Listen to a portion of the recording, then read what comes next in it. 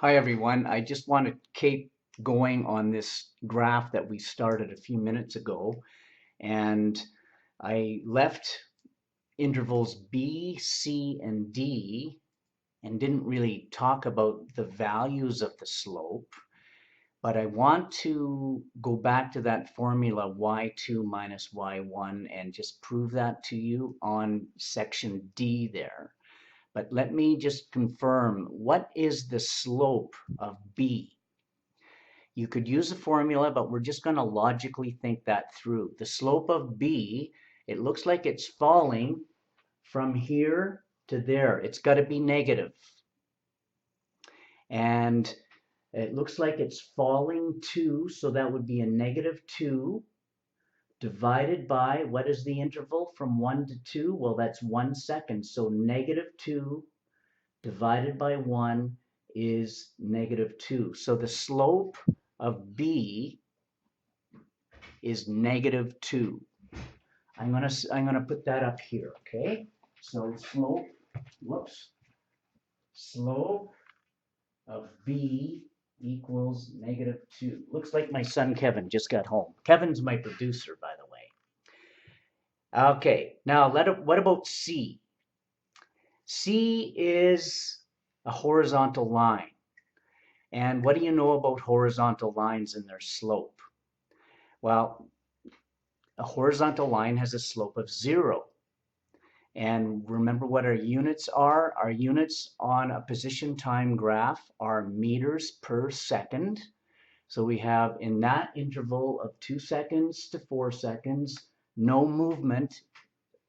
The line is horizontal, so no movement means 0 meters per second. Okay, so C, the slope of C is equal to 0. And let me put in the meters per second up here. This is 0 meters per second. Hopefully you can see that.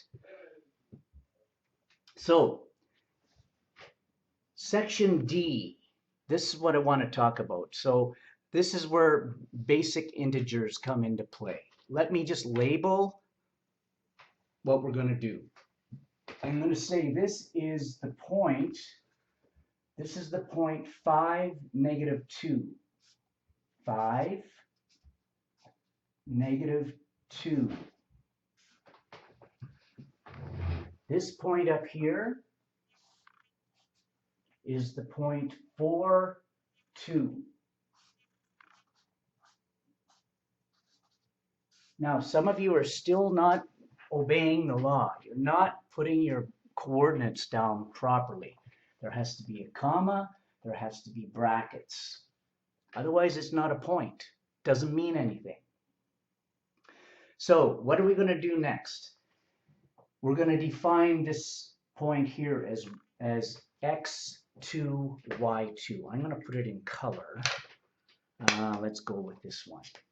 We're going to call that x2, y2. And this one up here is going to be x1, comma, y1. Whoops. Let's see. Yeah, you can see that. If I switch them, no problem. The formula still holds. It looks like our formula should give us a negative number, and hopefully, if you know your integers, as I said before, it'll do that. So let's give you the formula for slope. So the slope of section D,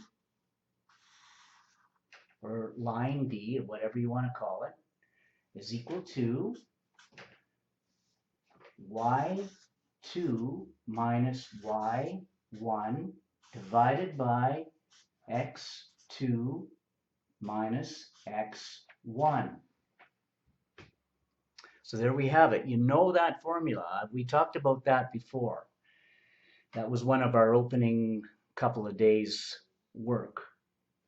So let's just plug in the numbers here. See what we get. y2 is negative 2. I'm going to go down. So equals -2. Y1 is 2. -2 minus 2. Put a line there. X2 is 5.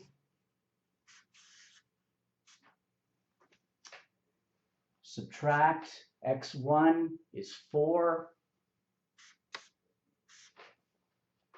So what does that give us? Is that still showing? Yeah, okay. I'm still hanging in there. So we have -2 minus 2 is -4. -4. 5 minus 1 is 1. And so the slope of interval D is, therefore, there's our therefore symbol still in the video. M of D is equal to -4 meters per second. And what does that tell us? It says that implies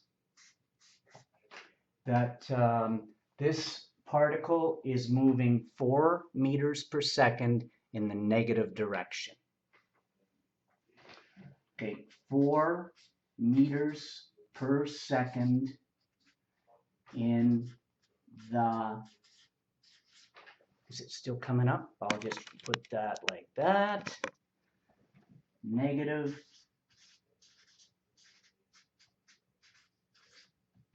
direction.